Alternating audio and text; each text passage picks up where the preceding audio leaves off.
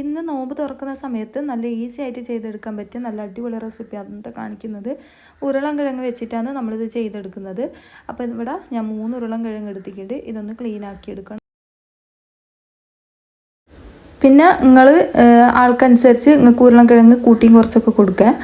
അപ്പോൾ ഇതേപോലെ ഒന്ന് ഞാൻ പീലർ വെച്ചിട്ട് ഇതിൻ്റെ തൊലി ഭാഗമൊക്കെ ഒന്ന് കളഞ്ഞെടുക്കുന്നുണ്ട്. നമ്മളെ വീഡിയോ കാണുന്നവർ വീഡിയോക്ക് മറന്നു പോകാണ്ട് ലൈക്ക് തരണം കേട്ടോ. അതുപോലെ തന്നെ എന്തെങ്കിലും ഒരു കമൻറ്റ് ഇടണേ.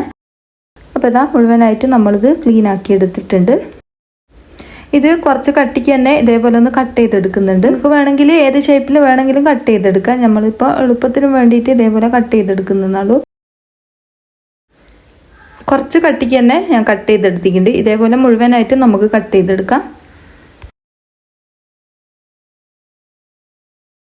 മുഴുവനായിട്ടും ഞാൻ ഇതേപോലെ കട്ട് ചെയ്തെടുത്തിട്ടുണ്ട്. ഇനി ഇത് നമുക്ക് പച്ചവെള്ളത്തിൽ നല്ലോണം ഒന്ന് കഴുകിയെടുക്കണം.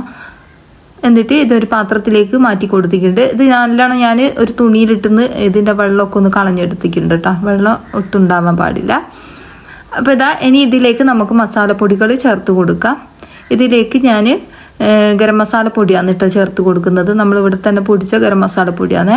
ഇതാർക്കും വേണമെങ്കിൽ ഈ ഒരു നമ്പറിൽ കോൺടാക്ട് ചെയ്തോട്ടോ. നമ്മൾ കൊറിയറായിട്ട് അയച്ചു കൊടുക്കുന്നുണ്ട്. എല്ലാത്തിലും ചേർത്ത് കൊടുക്കാം കേട്ടോ ഈ ഒരു ഗരം മസാലപ്പൊടി. അപ്പം ബിരിയാണിയൊക്കെ വെക്കാൻ വെച്ചാൽ നല്ല ടേസ്റ്റാണ് കേട്ടോ. തലശ്ശേരി ബിരിയാണി, അതുപോലെ തന്നെ കോഴിക്കോട് ബിരിയാണി, ഏത് ടൈപ്പ് ബിരിയാണി ആയാലും നമുക്ക് അതിലൊരു നുള്ളി ചേർത്ത് കൊടുത്താൽ മതി കേട്ടോ. അതുപോലെ തന്നെ ഇതേപോലത്തെ ഐറ്റംസൊക്കെ ചെയ്തെടുക്കുന്ന സമയത്ത് ഇത് ചേർത്ത് കൊടുക്കാം കേട്ടോ, ഓരോ നുള്ളി. അപ്പോൾ ഇത് വേണ്ടവർ നമ്മളെ വാട്സപ്പ് നമ്പറിൽ കോൺടാക്ട് ചെയ്തോട്ടോ. അപ്പോൾ അതിലേക്ക് ഇനി നമുക്ക് ചേർത്ത് കൊടുക്കേണ്ടത് കുരുമുളകിൻ്റെ പൊടിയാണ് കേട്ടോ. അപ്പോൾ അത് ഒരു 1/2 ടീസ്പൂൺ ചേർത്ത് കൊടുത്തിട്ട് പിന്നെ ഇതിലേക്ക് പാകത്തിനുള്ള ഉപ്പും കൂടി ചേർത്ത് കൊടുത്തിട്ട് നല്ലോണം തന്നെ കുഴച്ചെടുക്കാം.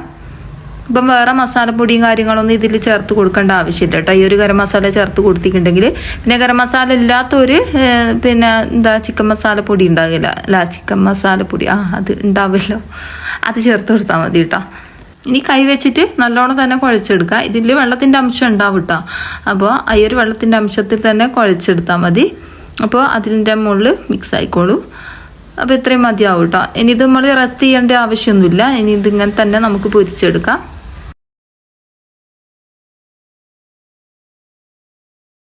ഒരു പാൻ അടുപ്പിലേക്ക് വെച്ച് കൊടുത്തിട്ടുണ്ട്. അത് ചൂടായി വന്നാൽ നമുക്ക് ഓയിൽ ചേർത്ത് കൊടുക്കാം. കുറച്ച് ഓയിൽ മാത്രമാണ് കേട്ടോ ചേർത്ത് കൊടുക്കുന്നുള്ളൂ. പൊരിക്കുന്ന മാതിരി പൊരിച്ചെടുത്താൽ മതി കേട്ടോ.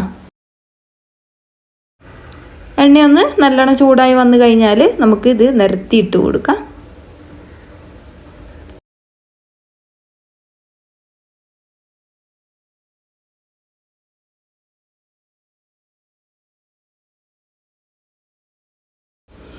ഒരു ഭാഗം കളറൊന്ന് മാറി വന്നു കഴിഞ്ഞാൽ നമുക്കിത് തിരിച്ചിട്ട് കൊടുക്കാം. ഇതേപോലെ തിരിച്ചും മറിച്ചിട്ടിട്ട് നല്ലോണം ഒന്ന് കളറ് മാറുന്നത് വരെ ഒന്ന് മുരിച്ചെടുക്കാം. നല്ല ടേസ്റ്റാണ് കേട്ടോ. ഇതുപോലെ വെറുങ്ങനെ കഴിക്കാൻ വേണ്ടിയിട്ടും നല്ല ടേസ്റ്റാണ്. അപ്പോൾ മുഴുവനായിട്ടും ഇതേപോലെ തിരിച്ചും മറിച്ചിട്ടിട്ട് വേവിച്ചെടുക്കുന്നുണ്ട്. ഇനി ഇത് ഒരു പ്ലേറ്റിലേക്ക് നമുക്ക് കോരി മാറ്റാം. മുഴുവനായിട്ട് ഇതേപോലെ തന്നെ പൊരിച്ചെടുക്കാം. ഇതേപോലെ കളറൊന്ന് മാറി വന്നാൽ മതി കേട്ടോ.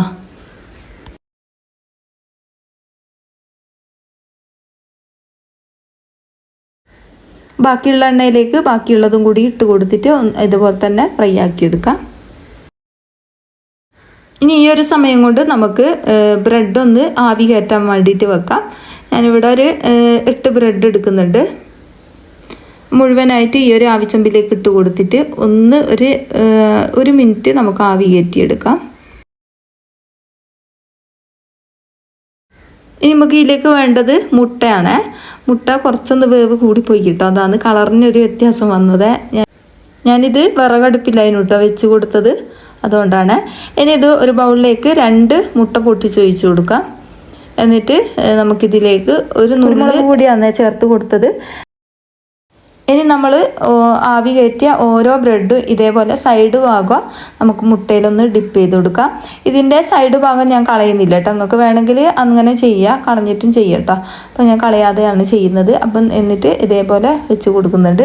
ഇനി ഇതിലേക്ക് നമ്മൾ ഫ്രൈ ആക്കി വെച്ച ഉരുളൻകിഴങ്ങ് വെച്ച് കൊടുക്കാം. ഒരു 3, 4, 5 ഒക്കെ വെച്ച് കൊടുക്കാം കേട്ടോ. കുറേ വെച്ച് കൊടുക്കേണ്ട ആവശ്യമില്ല. കുറേ വെച്ച് കൊടുത്താൽ നമുക്കൊന്ന് ബ്രെഡ് വെച്ച് അമർത്തി കൊടുക്കാൻ പാടാവും. അപ്പോൾ ഇതേപോലെ വെച്ച് കൊടുക്കുന്നുണ്ട്. ഇതിലേക്ക് ഞാൻ ഒരു മുട്ട പൊടിച്ച് ചേർത്ത് കൊടുക്കുന്നുണ്ട്.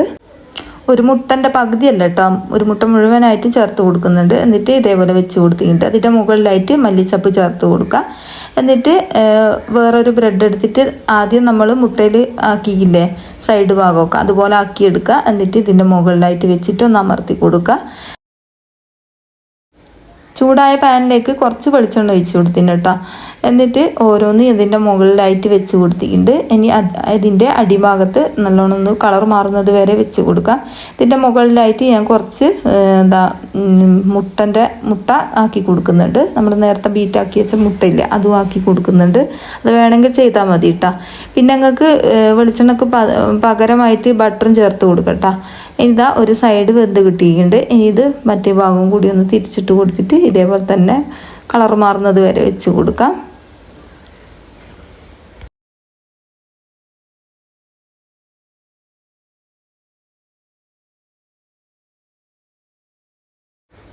അപ്പം നമ്മളെ ബ്രെഡ് ഇവിടെ റെഡി ആയിട്ടുണ്ട്. ഇനി ഇത് നമുക്ക് എടുത്ത് മാറ്റാം.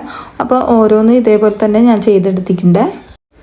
കുറച്ചൊന്ന് ചൂടാറി വന്നതിൽ നമുക്കിതൊന്ന് കട്ട് ചെയ്ത് നോക്കാം.